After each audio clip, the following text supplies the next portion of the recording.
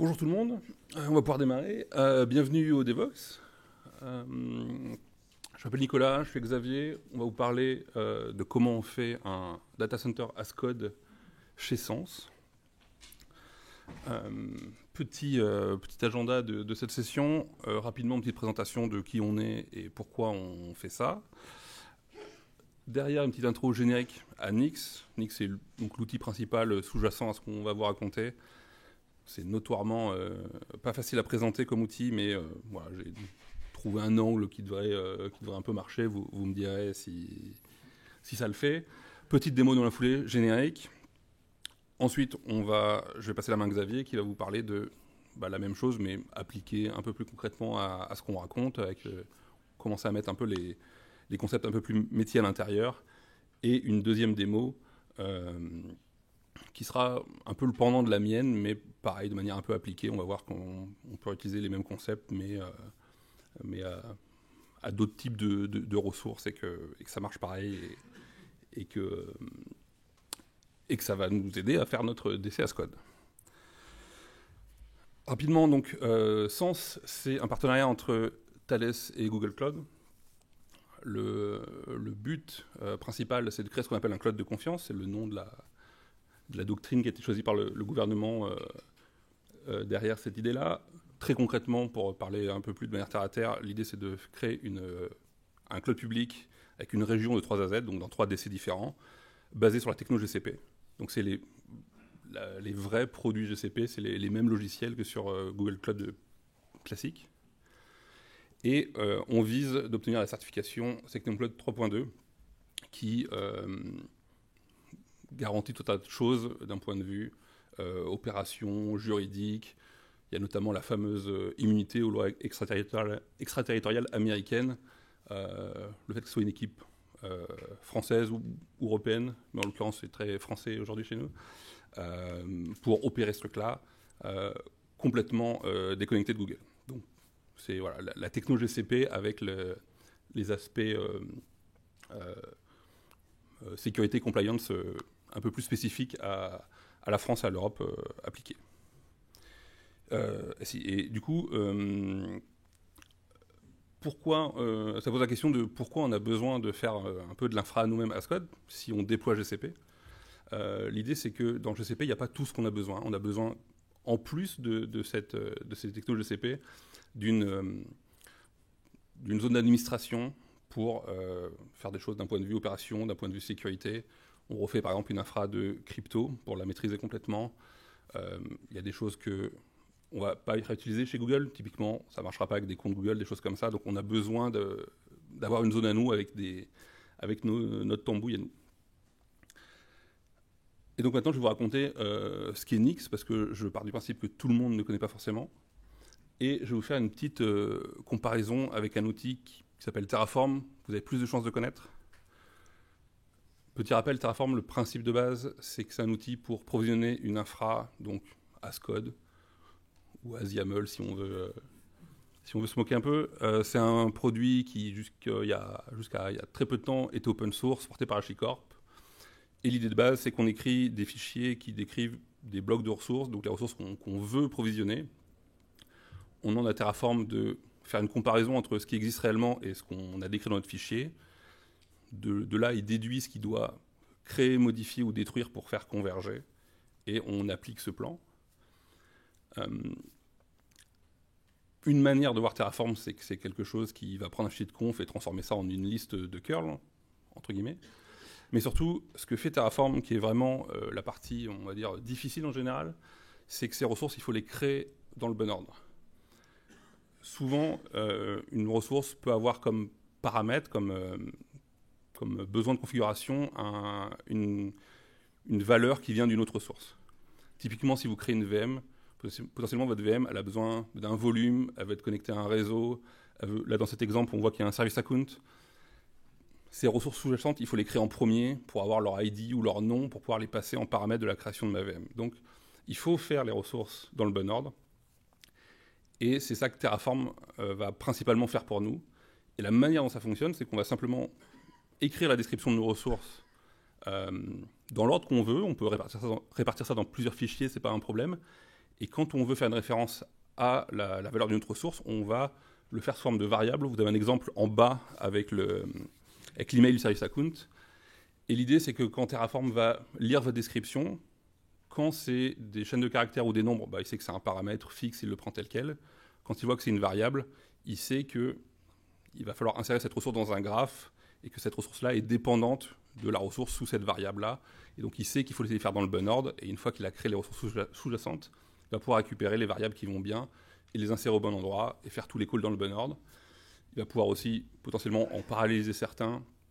Il va vérifier que vous n'avez pas de boucle dans votre graphe de dépendance, ce genre de choses-là. Terraform, c'est vraiment, je pense, l'outil qui symbolise le plus le concept d'infra as code.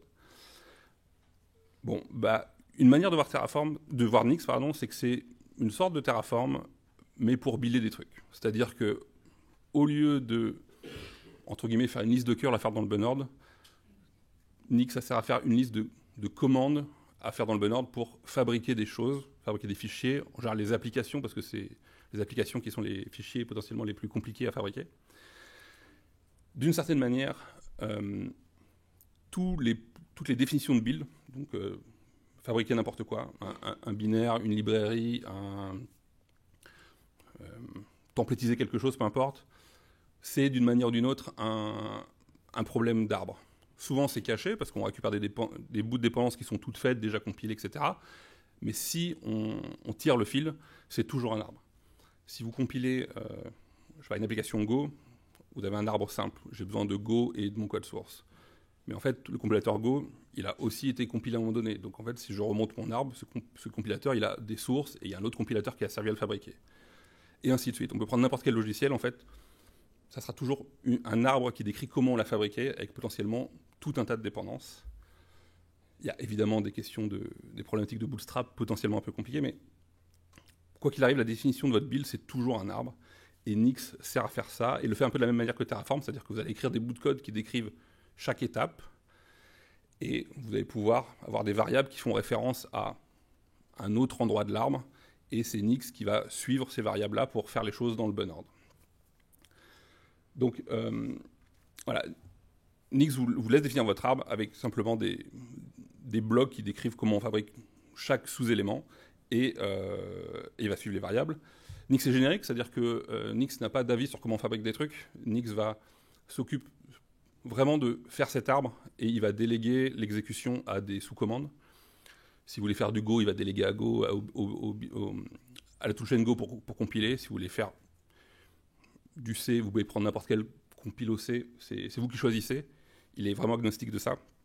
C'est pour ça qu'on parle de meta-build system. C'est pas un build system directement, c'est un meta-build system, donc il orchestre des commandes, potentiellement des build systems, mais n'importe quel binaire peut fonctionner. Nix est lazy. Lazy, c'est vraiment un terme qu'on a dans le monde du fonctionnel. Le principe de base, c'est qu'on va créer notre arbre et Nix va le parcourir d'une manière optimisée, c'est-à-dire qu'il ne va pas aller dans les branches qu'il n'a pas besoin d'explorer.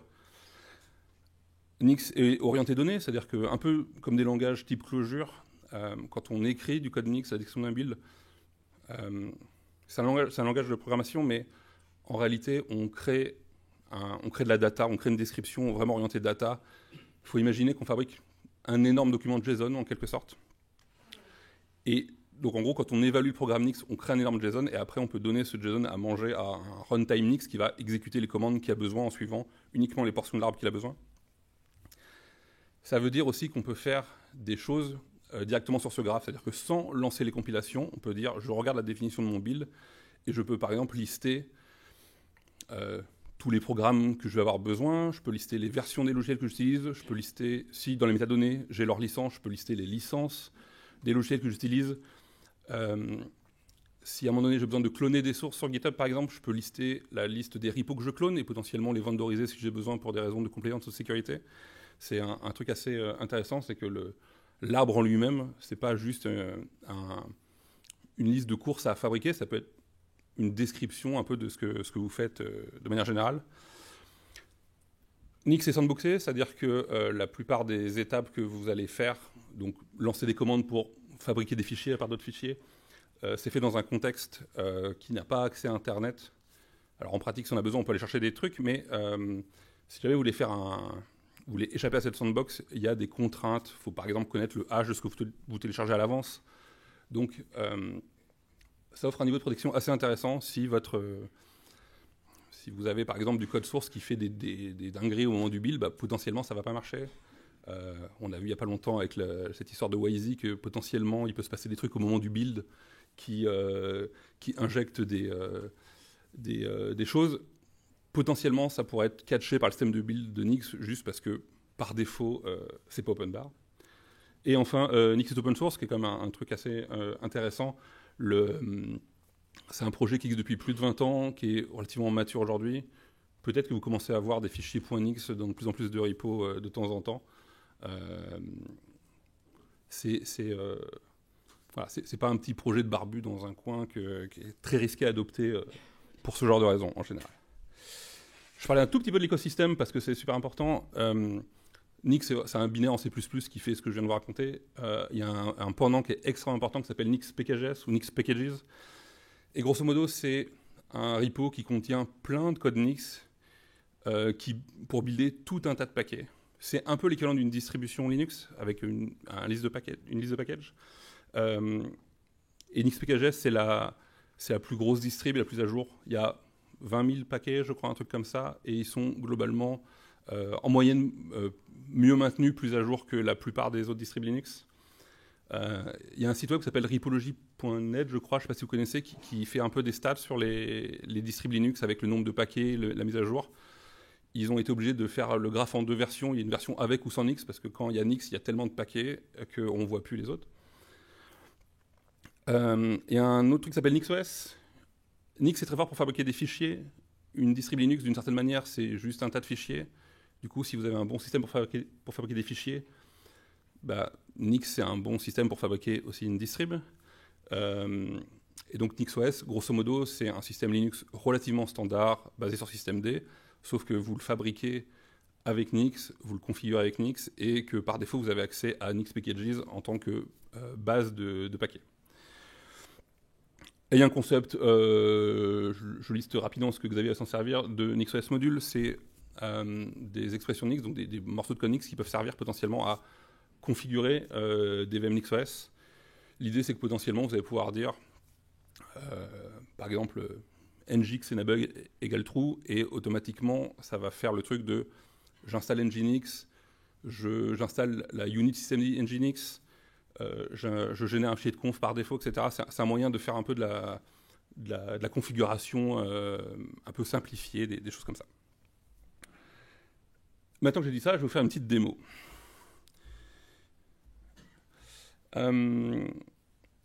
L'idée, c'est que... tu veux que je zoome ? Je ne sais pas zoomer. Enfin, je ne suis pas sûr. Ok, très bien. Ouais, vous allez bien voir là. Le principe de... Nix est vachement utilisé pour fabriquer des fichiers, c'est-à-dire gérer le côté un peu dépendance, code source, compilo, machin. Mais comme je dis, ça fabrique n'importe quoi. Et donc, en fait, aujourd'hui, quand on fait de l'infra as code, on fabrique des fichiers. On compile le logiciel, c'est fabriquer des fichiers. Souvent, on met ces logiciels-là dans des images Docker, des images OCI, c'est fabriquer des fichiers, donc on peut le faire dans Nix. On les déploie, par exemple, dans Kubernetes. Kubernetes, l'artefact principal qu'on va avoir à gérer, c'est des manifestes. Donc, c'est du YAML templétisé ou du JSON templétisé. C'est des fichiers, donc on peut les faire avec Nix. Et donc, je vais essayer de vous faire une démo sur une stack un peu classique. Alors, c'est un Hello World, donc ça va être très over-engineer pour un Hello World, mais je vais vous montrer directement le code, ça va être plus simple. En plus, vous allez voir à quoi ça ressemble. Si vous ne comprenez pas la syntaxe, c'est pas très grave. L'idée, c'est que vous voyez un peu à quoi ça sert à chaque bloc. Vous n'avez pas besoin de comprendre exactement le détail. Ces 5 premières lignes, là, je définis une variable qui s'appelle binary. Comme j'ai dit tout à l'heure, en fait, Nix a suivi les variables. Et j'utilise un truc qui s'appelle build-go-module. Et ces 3 lignes-là, c'est le minimum que j'ai besoin pour compiler un binaire Go. Donc, je donne un nom.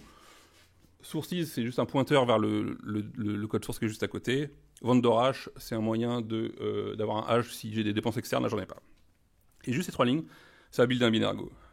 Ensuite, ces 4 lignes, c'est pour mettre ce binaire Go dans une image Docker. Donc j'ai un helper, build layer d'image, je donne un nom, config CMD, c'est une métadonnée qui donne l'entry point de la machine. Et vu que l'entry point fait référence à ma variable binaries, Nix sait qu'il faut embarquer binaries dans mon image, et j'ai pas besoin de plus. Remanifest, alors là j'importe un fichier Nix qui est à côté, je vais le montrer juste après, parce qu'on verra ce qui se passe quand j'y touche. Mais grosso modo, c'est pour fabriquer mon manifeste Kubernetes. Et j'ai une deuxième ligne pour dire, je prends mon remanifest, je le transforme en JSON, je l'écris dans un fichier. Et enfin, j'ai un petit script bash pour faire quelques commandes de déploiement. Docker load, je mets mon image dans mon démon Docker en local. J'ai un démon Docker en local avec Kine pour faire un cluster Kubernetes. Kine load, je transforme l'image du Docker en image disponible dans Kubernetes. Et kubectl apply, j'applique mon manifeste. Je vais fabriquer ce truc-là en... Je sais plus ce que je vous affiche.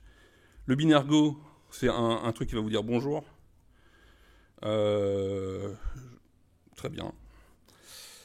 J'ai un petit truc qui s'appelle numBuild. C'est un truc qui wrap un xbuild pour vous montrer ce qui se passe.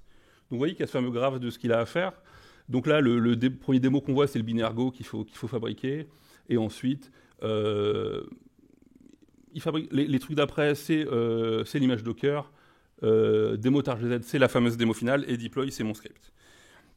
Il me l'a écrit. J'ai plus de souris. J'ai à nouveau plus de souris. Si. Il m'a généré un script que je vais exécuter. Et on va voir si mon application est dispo. J'ai fait le port 30 000 pour être tranquille. Hello world, c'était ce qui est dans mon binaire Go. Ok, facile. Maintenant, ce que je veux faire, c'est je modifie mon binaire Go, et ça veut dire qu'il faut que je recompile mon binaire Go, il faut que je le remette une image Docker, il faut que je retemplatise mon manifeste avec le bon tag, et que je refasse tout ça. Et c'est là qu'on va voir si notre fameux tree, il fonctionne bien. Donc je vais remplacer Word par, on va dire, Devox au hasard.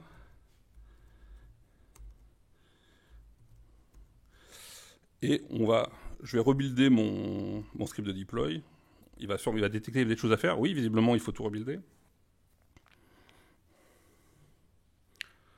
C'est assez rapide, très bien. C'est plus ce chemin-là, parce que du coup, j'ai fabriqué un nouveau fichier.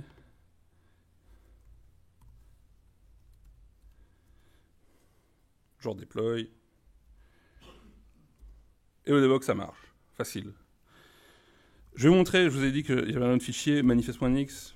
En gros, c'est un truc où je fais juste une structure de fichier, une structure d'objet en mémoire qui correspond à manifest Kubernetes.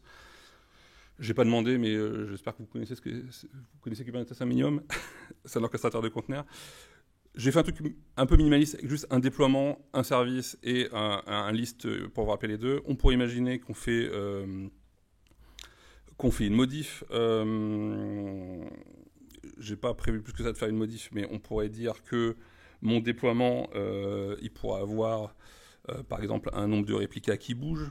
C'est réplica avec un S ou pas? Je sais plus. On va dire 3. Je sais pas si c'est 3 par défaut, on va dire 4. Et si je refais mon build, logiquement, voilà, il refabrique le démo.json qui est mon manifeste, mais il ne refabrique pas le binaire parce que le binaire n'a pas bougé a priori. Et donc on a vraiment ce truc d'arbre lazy qui comprend ce qu'il faut faire et fait uniquement le minimum. Et là, je veux voir quoi? Je veux voir mes pods. J'en ai bien 4.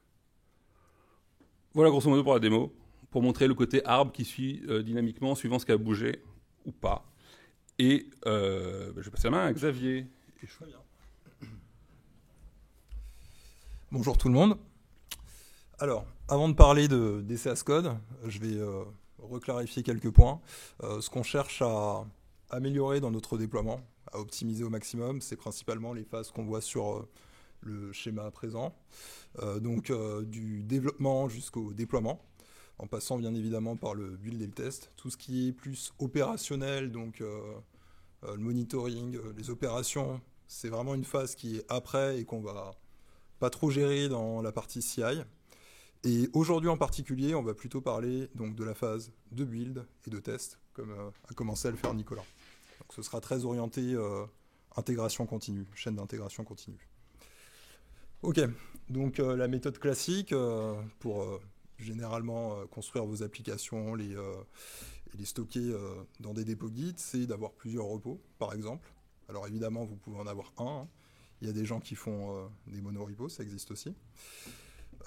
Chaque repos est buildé dans une chaîne d'intégration continue de manière plus ou moins indépendante. Donc, pour chaque binaire que vous avez dans vos dépôts, vous allez builder l'artefact correspondant. Éventuellement, la chaîne d'intégration continue exécute aussi les tests. Si tout passe, on est content. Et les artefacts sont poussés là où vous le voulez, donc sur un S3, dans un Artifactory, un dépôt d'artefacts quelconque. Ok. En détail, dans vos repos, vous avez souvent des dépendances entre les applications que vous pouvez construire. C'est matérialisé par les flèches sur le nouveau graphe. Et on a souvent des outils spécialisés pour gérer ces dépendances. Donc un Makefile avec Make, Docker et ses Dockerfiles, ou bien des scripts custom qui, noués avec nos pipelines de CI/CD, font le travail. En pratique, ça marche, hein, bien sûr. Et éventuellement, on peut rester sur ces mécanismes longtemps. Mais on peut atteindre aussi des points de difficulté, notamment quand on a des dépendances qui sont croisées entre les dépôts. Il y a encore une fois des solutions. Alors, soit vous avez embrassé le monorepo et vous différez ces problèmes. Potentiellement, vous en avez d'autres, notamment la taille du monorepo, la gestion de vos flows type de branching, etc. sur Git. Vous pouvez aussi publier tous vos artefacts dans un dépôt d'artefacts, donc Artifactory, Nexus, une registry Docker par exemple. Vendorer vos dépendances dans les repos, auquel cas vous créez d'autres problèmes de synchronisation, puisqu'évidemment vous copiez vos sources un peu dans tous les repos où c'est nécessaire, et utiliser les Git submodules, mais personne ne conseillerait les Git submodules à ses amis, bien sûr, donc on oublie cette solution. Se pose aussi la question de comment on met à jour les références vers nos dépendances. Encore une fois, quand on utilise du vendoring, potentiellement, on a beaucoup de références à mettre à jour. C'est quelque chose qu'on peut penser en amont et gérer. Et on n'oublie pas, bien sûr, votre chef sécu qui vient vous voir tout en vous demandant si l'article publié par le CertFR, par exemple, qui dit que XZ a une faille, nous impacte. Donc, généralement, on essaye de sortir un graphe, un inventaire de notre plateforme, et c'est pas forcément facile. Bien sûr, on peut penser à tout ça en amont. Et on va voir comment on résout tout ça. Donc on avait un tas de repos isolés. Notre solution à nous, c'est de rajouter un repos par-dessus, yet another one, qui a connaissance de l'ensemble des repos de notre infrastructure, de notre DC. Ok, donc plutôt que d'avoir une forêt d'arbres, on se retrouve avec un grand arbre qui a la connaissance de l'ensemble des nœuds du graphe. Ok. C'est bien, c'est très théorique, on voit plus ou moins où on peut aller avec ça, mais l'implémentation, je vois pas vraiment de solution sur le marché qui fait ça proprement ou qui pourrait m'aider à faire ça. Éventuellement, je peux mettre un JSON dans mon repos, mais ça risque de pas me mener loin et je risque d'avoir pas mal de développement à faire. Chez Sens, on a choisi d'utiliser Nix pour implémenter cet arbre. Alors, parce qu'on a des propriétés qui sont plutôt sympathique avec Nix. On peut facilement injecter du contexte dans nos repos. Je vous expliquerai tout à l'heure dans la démo comment ça marche. Mais globalement, en programmation fonctionnelle, quand on parle de dependence injections, on parle de déclarer une fonction, hein, simplement, et de lui passer des paramètres. On peut consommer les artefacts de notre arbre entier. Alors pourquoi on peut faire ça? Simplement parce que Nix va nous exposer une vue structurée de ce qu'il y a dans chaque repos. Donc forcément, ça facilite le travail après. Il n'y a pas besoin d'aller lire un Makefile, de savoir ce qu'il y a dedans. Enfin, on peut découvrir plus ou moins ce qu'il y a dans chaque repos parce que les repos déclarent les artefacts qu'ils contiennent. Évidemment, Nix traque les dépendances. Donc quand on essaye de rebuild tout notre arbre, on a des avantages de ne pas avoir à rebuilder tout éventuellement, puisque tout n'a pas forcément changé, on va rebuilder que ce qui est nécessaire. Et bien sûr, pour manipuler l'arbre et pour réaliser des opérations sur notre arbre, on a toute la puissance du langage fonctionnel qu'utilise Nix pour nous aider. Ok, je vais passer à la démo. L'effet démo étant bien connu, on a déjà copié les repos en local. Ok. Je vais juste vous montrer rapidement le README. Ok, donc dans ce repos, on retrouve à peu près la même chose que ce qu'on avait tout à l'heure. Je vais peut-être dézoomer juste un instant qu'on voit ça en entier. Ok. Donc on a un repos racine dans lequel on se trouve, qui déclare plusieurs artefacts, donc des variables. PKGS, ça fait référence à Nix PKGS que Nicolas nous a présenté tout à l'heure, et des repositories, donc des dépôts Git qu'on va aller chercher sur Internet. On en a deux. Les dépendances sur ce graphe, je ne les ai pas mises parce que c'était compliqué à montrer en Markdown sans faire de graphe trop moche. Donc je vais vous les dire à l'oral, plutôt vous les montrer ici. On a une application A qui est un simple binaire Go qui normalement affiche Hello Devox, qui consomme notre variable env, donc env devrait être égal à Devox. On a un XOS module qui, comme l'a dit Nico aussi tout à l'heure, permet, comme une brique de Lego, une fois assemblé dans une VM XOS, de dire qu'il faut lancer le service app A, qui devrait donc afficher Hello Devox. On a une VMB qui dépend de ce NixOS module et qui dépend donc du binaire app A. Et on a un test qui permet de vérifier que la VM fonctionne bien. Parce que pourquoi pas rajouter des tests. On va directement builder cette VM. Je vais récupérer cette commande. Alors on ne va pas forcément voir grand chose parce que on a été prévoyant et normalement on devrait avoir du cache.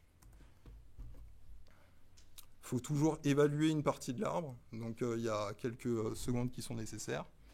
Mais normalement tout se passe bien. Je vais repasser quelques secondes sur cette page. C'est ici que tournera mon service, que vous puissiez constater qu'il n'y a rien actuellement. Lancer ma VM NixOS. Donc c'est un script qui lance une VM dans QEMU, globalement.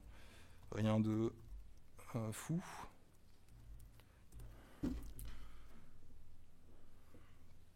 Alors, il se passe des choses, la VM démarre. Jusque-là, tout se passe bien. Normalement, on peut aller vérifier. Alors désolé, c'est un peu petit. Je pense pas que... Ouais, je pourrais pas agrandir dans ce terminal. On peut constater que le service tourne. Et normalement, si on refresh ici, on a notre VM qui sert donc dans QEMU notre site statique. Ok, tout ça, on peut le quitter. Ce qui va être intéressant de voir, c'est que globalement, donc, dans ce modèle, comme je vous ai dit, on a des informations qui sont définies dans un premier repos, des informations qui sont définies dans un deuxième repos. Et même si on a une grosse puissance en termes d'upgrade global de l'arbre, ça peut être dangereux aussi. Donc on a mis des tests, c'est très bien. On va tout de suite les lancer. Alors de la même manière, les tests utilisent le framework NixOS, donc s'exécutent dans une VM. Les logs font un peu peur, mais je démarre une première VM, je démarre une seconde VM qui a juste un curl. Dans la première VM, je démarre mon service qui fait tourner l'application A, pour à la fin constater que les tests échouent. Alors pourquoi ? Il semblerait que j'ai oublié une majuscule à Devox. Ok, c'est pas grave, on va aller corriger tout ça. Ça me permet aussi de vous montrer ce fichier. Donc, comme dit tout à l'heure, PKGS, c'est Nix PKGS, c'est notre librairie standard Nix étendue en quelque sorte. Devox, c'est les variables que j'expose dans l'arbre. Ici, les repos que je viens fetcher depuis Internet. Et en fin de cycle, ici, je viens définir mon arbre. On passe les détails Nix. Ce qui est intéressant de constater ici, c'est cette partie, import repos self. Repos, c'est le repos que je viens charger. Self, c'est un argument que je passe au repos. Donc chacun de mes repos expose une fonction et cette fonction récupère le contexte de l'arbre global. Ok. Donc on en était où? On en était à fixer Devox. Donc là, je vais modifier Devox ici. On va d'abord re-runner les tests, ce sera bien. Ce qui se passe, dans les détails, quand je re-run ces tests, comme l'a dit Nico tout à l'heure, on réévalue le graphe de dépendance, on reconstruit l'application 1 si c'est nécessaire, on reconstruit la VMB si c'est nécessaire, et on fait tourner une suite de tests dans le framework NixOS approprié. Bon, là, je l'avais déjà en cache, donc ça a été rapide. Donc, mes tests sont passés. Je peux maintenant relancer ma VMB.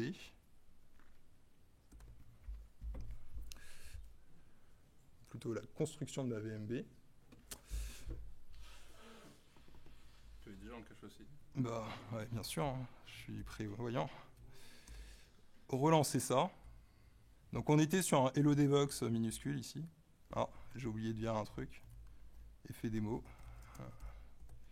Ce sera mieux comme ça. Je relance la VM. On a encore une fois le service qui devrait tourner. Si je rafraîchis mon lien. Alors, est-ce que j'ai bien fait le truc? Est-ce que j'ai relancé le bon surtout? C'est le détail qui est important. Donc, je vais relancer le num build juste pour vérifier que j'ai bien récupéré le bon.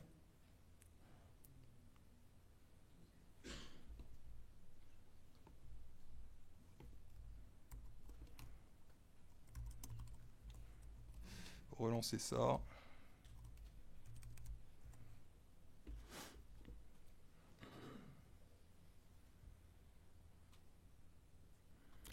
Retourner sur ma page, rafraîchir, ok, on est bon.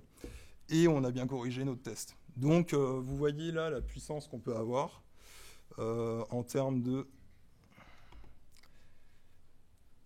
mise à jour de notre graphe global et de transmission d'infos à gauche, à droite, etc. Donc, plutôt que d'avoir des informations, comme je vous disais, comme dans le cas de Vandoring, à mettre à jour partout, on peut vraiment avoir l'information stocké à un seul endroit, qu'on met à jour une fois pour toutes. Ça peut être le cas de certificats, chez Samsung dans ce cas-là, mais aussi de mise à jour de dépendances globales comme XI dont on parlait, qui sont propagées dans tout l'arbre.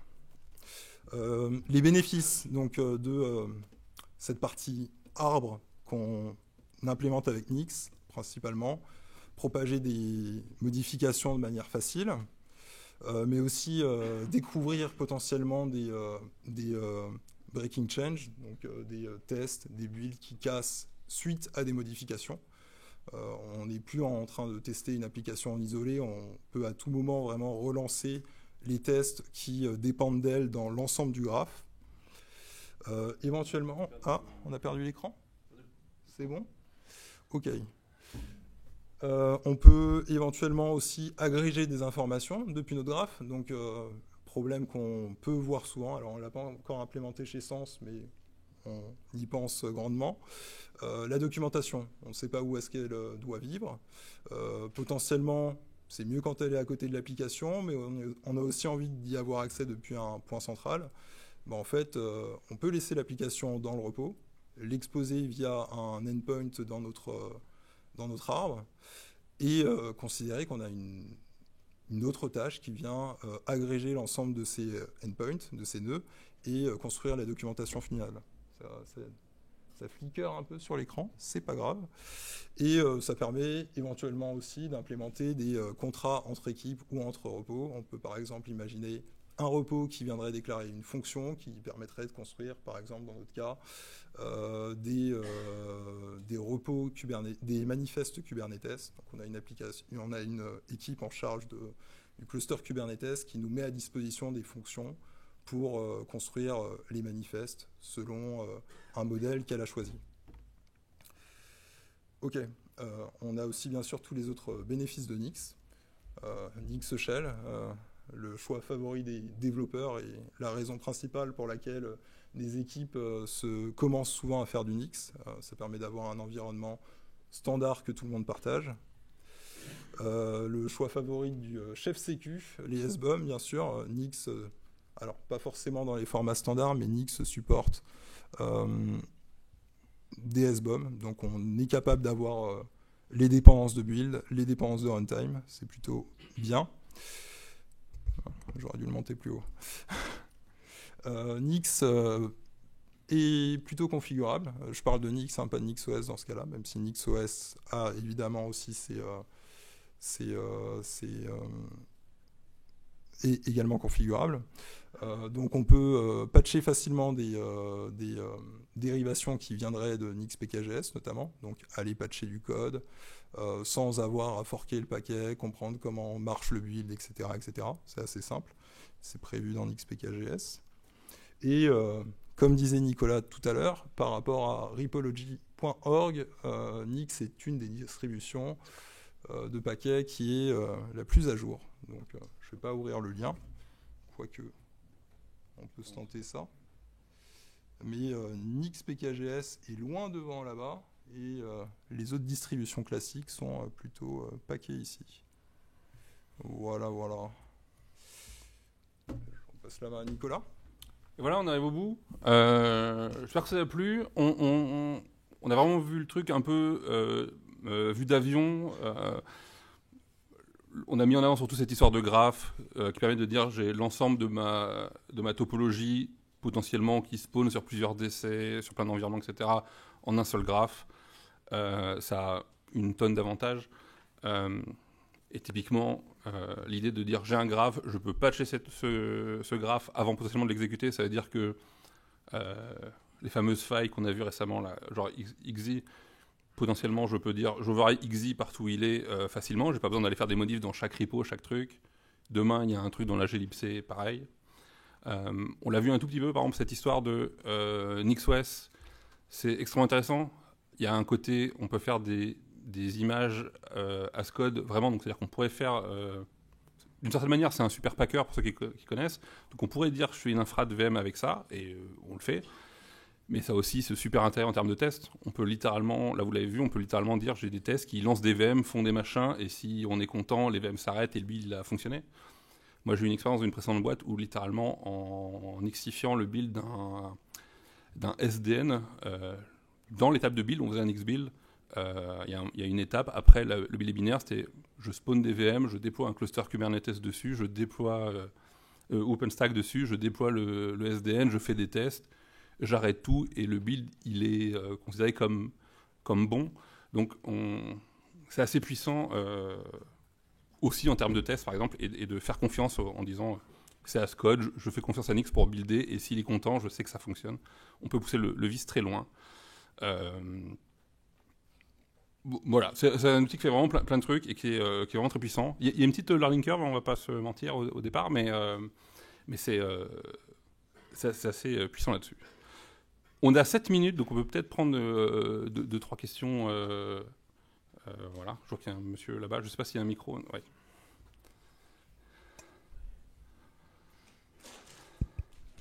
Bonjour, merci pour la présentation. J'ai plein de questions qui se bousculent dans ma tête, mais je vais en poser que 2. Tu parlais tout à l'heure de XZ qu'on peut, par exemple, patcher de façon générale. Ça suppose quoi? Que les VM sur lesquels on a des déploiements et tout, qu'on soit passé par NixOS pour les configurer ou...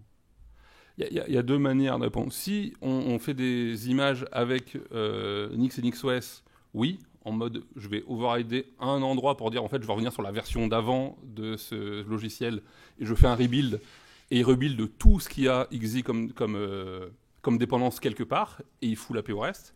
Et potentiellement XZ c'est une dépendance de dépendance, peut-être que c'est la dépendance d'un compilo ou je sais pas, mais il va savoir le niveau de granularité et recompiler exactement ce qui est nécessaire.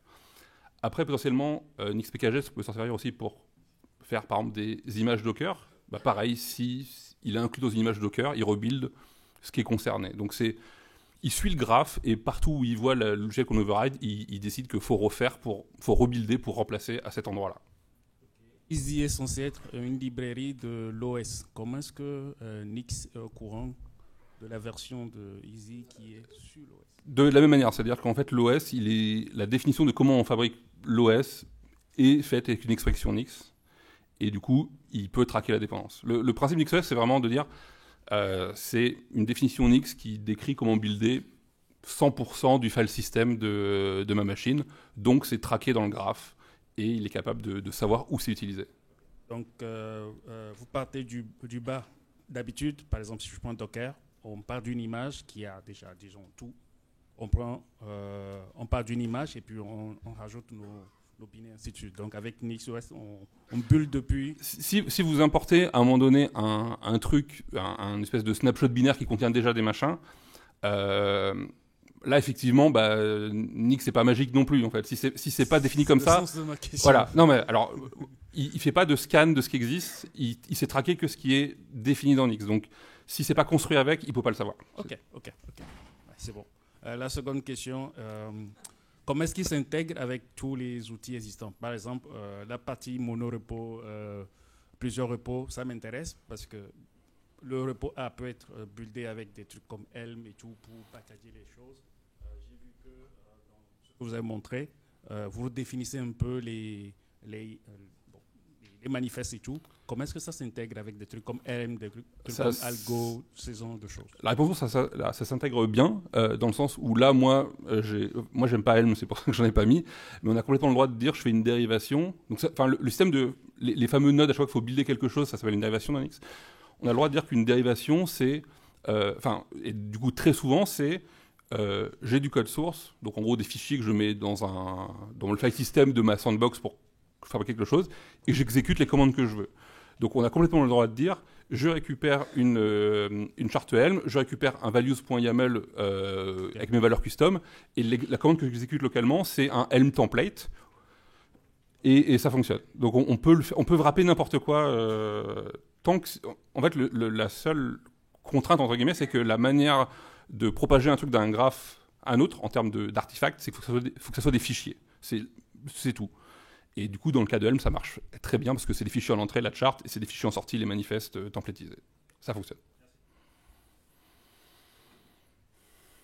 J'ai vu qu'il y avait deux...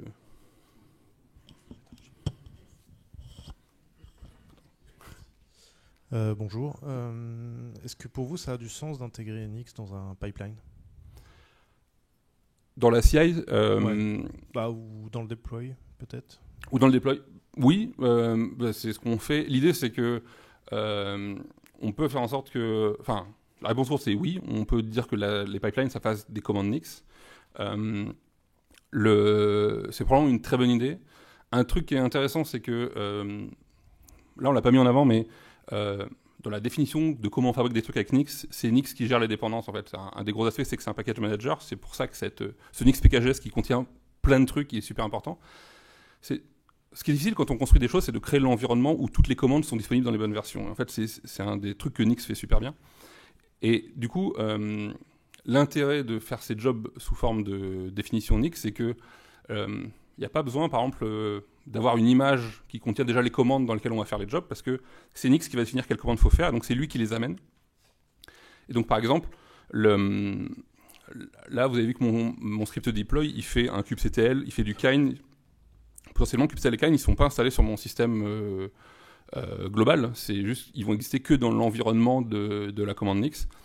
Et du coup, un des trucs super intéressants quand on fait du Nix, c'est que la CI ne fait que les commandes Nix. C'est que ce que vous écrivez fonctionne exactement de la même manière sur votre laptop de dev, de boulot de manière générale, que dans la CI. Vous êtes sûr que ça fait exactement la même chose. Donc oui, on peut, et c'est même plutôt une bonne idée. D'accord, merci. On a une dernière minute, c'est peut-être court pour en faire une... Ou alors une très rapide peut-être.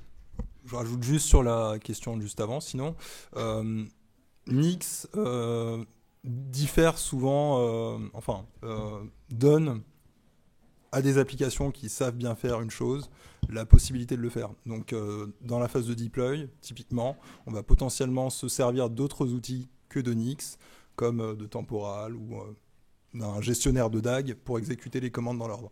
De la même manière qu'avec Helm tout à l'heure, Nix ne fait pas tout, et on délègue aussi à des outils plus puissants ou qui savent mieux gérer une problématique, certains problèmes.